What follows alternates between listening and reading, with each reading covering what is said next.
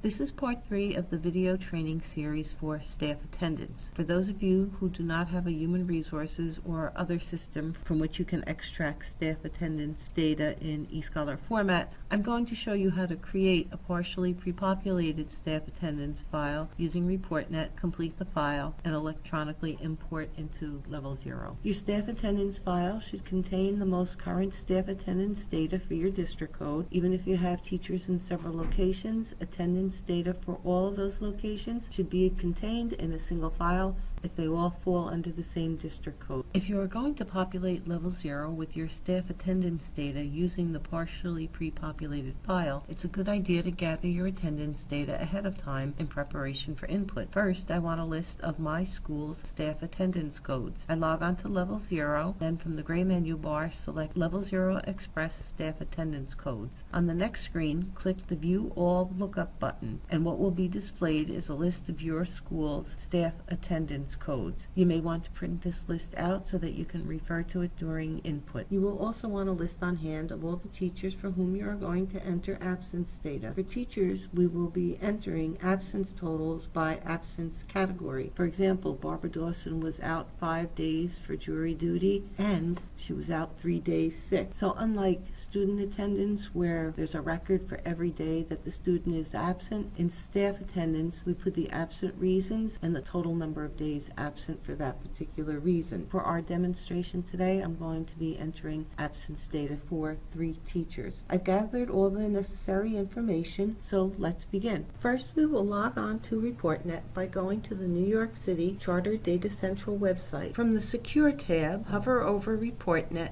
then select Login. You will be presented with the ReportNet logon screen. Enter your username and password. If you are not sure if you have a ReportNet account or have forgotten your ReportNet username and/or password, please contact our help desk. Click My Home on the IBM Cognos software screen. This will bring up a folder called NYC Charters. Click on that folder and you will be presented with a list that includes extracts and PDF reports for different data components that are available. We are going to click on the folder Extracts. Click on the extract named Staff Attendance New York City Charter Excel. Select your school name from the drop-down. Next, select the school year end date from the school year drop-down. I am creating a worksheet for the 2018-19 school year, so I am selecting June 30th, 2019 from the drop-down, and then click Next. You will be presented with a list of all teachers at your school. If one of your teachers does not appear on the list, they may not have a staff snapshot record in Level 0, or the staff snapshot record may not have the teacher title filled out correctly. If you need assistance resolving these types of issues, please contact our help desk. You can produce a staff attendance file with all of your teachers listed or with only selected teachers listed. If I wanted to produce a staff attendance file with all of my teachers listed, I would scroll to the bottom of the list and click the Select All button. For my demonstration, I only have 3 teachers that were absent during the school year, and I'm going to select those teachers now. And I've selected my teachers, so I'm going to scroll to the bottom of the list and click Finish. You will be presented with the staff attendance worksheet. If your file opens in protected mode, click the Enable button. Then the next thing you must do, and this is important, is to format the entire worksheet as text. I'm going to click in the upper leftmost corner of the worksheet.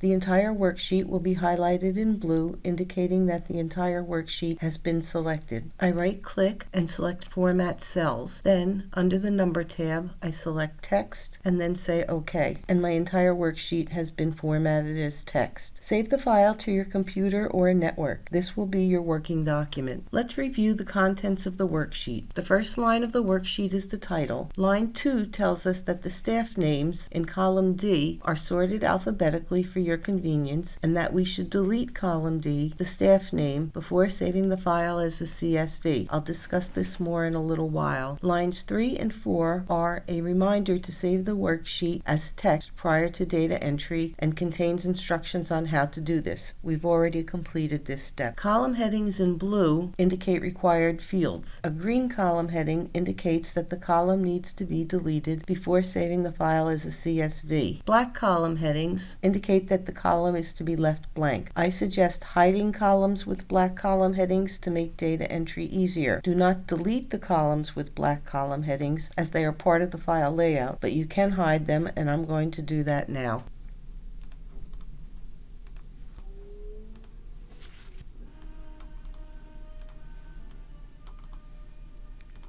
So I've hidden all my columns with black column headings, and now I'm going to resize my columns and see if I can fit the entire worksheet on my screen. So I've resized my columns, and now all of my data entry fields appear on the screen. Let's review the columns. Column A is the district code. I'm using a sample database, so my district code starts with a 9. Yours will start with an 8. Column B is the location code. My location code is 0001. Yours will be something like 84X123, for example. Remember, when you type in your location codes, the letter portion of the code should always be capitalized. Columns C and D are the teach ID and teacher names of the teachers you selected in ReportNet. Column D, the staff name, is provided for your convenience. It is not part of the staff attendance template, and that's why column D, the teacher name, must be deleted before saving the file as a CSV. Column F is the attendance period start date. This column has been populated with the value 2018-07-01. You do not need to change this value unless the teacher was hired after July 1st, 2018. In that case, you would enter the actual hire date. Column G is the attendance period end date. This column has been pre-populated with the value of 2019-06-30. You only need to change this value if the teacher's employment ended prior to June 30th of 2019. In that case, you would enter the actual employment end date. Column L is the local staff attendance code field, and column I is where you would enter the total days the teacher was absent due to the reason indicated in column L. I am now ready to start data entry, so I'm going to open my document with the list of teacher absences as well as my document with the list of staff attendance codes. And here is my document with the list of teacher absences that I want to enter into the worksheet, as well as the document with the list of my school's staff attendance codes. Let's start our data entry with the first teacher on the worksheet, Barbara Dawson. I can see that Barbara has two types of absences. Barbara was absent 5 days on jury duty and 3 days sick. So I'm going to need 2 lines in Excel to enter Barbara's absence data. I'm going to select the line right below Barbara's entry, right-click, and say Insert. Next, I will copy Barbara's line of information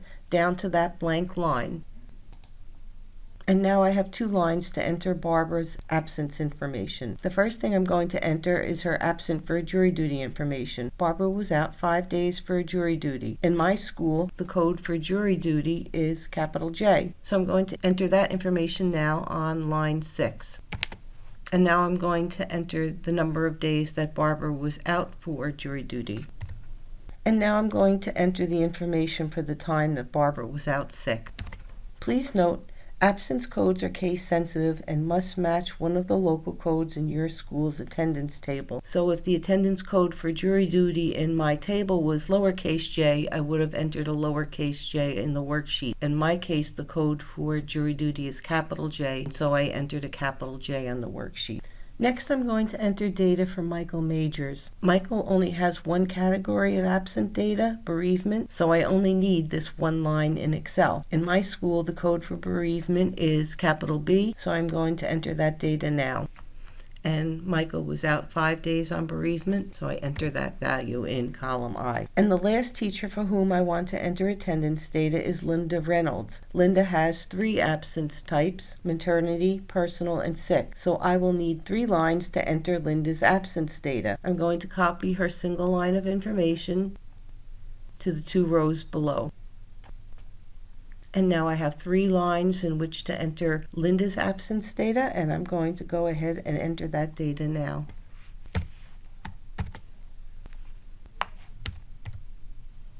And I've completed my data entry. I'm going to move these 2 documents off of the screen. Once I've entered all of my staff attendance data, I need to save my worksheet 2 ways. Once is an Excel file with column headings and header rows intact, and once is a CSV file with column D, the staff name, and all header rows and column headings deleted. So first I'm going to save the file as an Excel with header rows and column headings intact. I say File, Save As. I give my file a name, specify the location where I want to save the file, and then click Save. Now I will save the file as a CSV file with column D, the staff name, and all header rows removed. So first I'm going to delete column D, and then delete all my header rows and column headings. And I'm left with only data on my worksheet. Now I'm going to say File, Save As, and this time I'm going to change the file type to CSV, delimited. I make sure that I have the file name that I want, specify the location where I want to save the file, and say Save.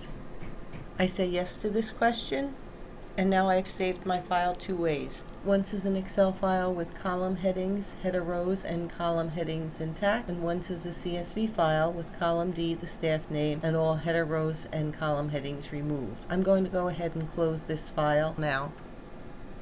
And I've already saved my file twice, once as an Excel and once as a CSV. I don't need to save it again, so I'm going to say Don't Save.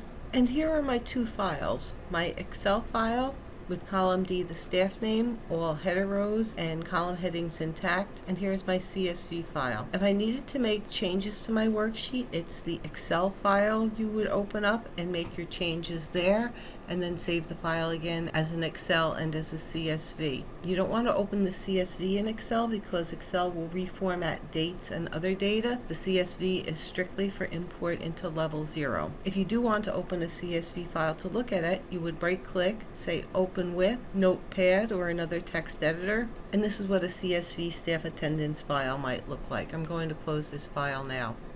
Once you have created your CSV file, sign on to Level 0. From the New York City Charter Data Central website, go to the Secure tab and then select Level 0. You will be presented with the Level 0 sign-on screen where you will enter your Level 0 user ID and password and then click the Login button. For purposes of this training, I'm going to sign on to a sample database. From the gray menu bar, select Electronic Import, Staff Attendance. You will be presented with the Staff Attendance Import screen. Step 1, select Import File Type. You will accept the default, delimited text. Step 2, insert update choices. There are two choices. Do not delete Level 0 staff attendance records or delete all valid staff attendance records for current district and current year. We recommend selecting the option to delete all valid staff attendance records for the current district and current year, provided you are importing a staff attendance file containing all staff attendance data to date for your district code. Step 3, import file location. Click the Browse button. You will be presented with a navigation pane. Navigate to the staff attendance file that you wish to import. Remember, the file must be a delimited CSV or text file in the eScholar staff attendance format. I've located my file, I select it, and then click Open. Step 4, click the Prepare Import File button. Level 0 performs some low-level error checking. Green messages mean success. Red messages mean there are errors. If you need assistance resolving errors, please contact our help desk. Step 5, click the Validate Data button. Level 0 performs additional error checks. Green messages mean success. If you have red errors that you need assistance resolving, please contact the help desk. My data imported with all green messages, so I know that my data imported successfully. To view the data that you imported, go to Reports, Staff Attendance. Select the District School Summary Report. I am in demo data, so I have several locations listed. You will see only one location listed, and that is the location you will choose. For purposes of this training video, I am going to select Elementary School A. A list of all teachers with attendance records will be displayed, and these are the teachers for whom I've imported staff attendance records. To drill down to a particular teacher's attendance records, click on the staff ID for that teacher. I am going to click on the ID for Barbara Dawson. You will be presented with the teacher's staff attendance screen, which will display all of the selected teachers' attendance records. In this case, Barbara Dawson was out 5 days for jury duty and 3 days for sick leave. Click the Back to School Report button to return to the list of teachers with staff attendance records in Level 0. Once you have imported your staff attendance data successfully, you will want to lock that data for transmission. From the gray menu bar, go to L1 Data Prep, Staff Attendance. Click on the Validate Now button, check the checkbox, and click the button to create file for Level 1 submission. Every Wednesday at 9 a.m. Eastern Suffolk BOCES takes all data that was locked and transmits it to the New York City Department of Education. On Friday, that data is loaded by the New York City Department of Education to Level 2, and Level 2 reports are refreshed on Monday. And that concludes the demonstration on how to create a partially prepopulated staff attendance file using ReportNet, completing the file and importing it into Level 0 and locking for transmission. If you have any questions on this process, please contact our help desk. Thank you.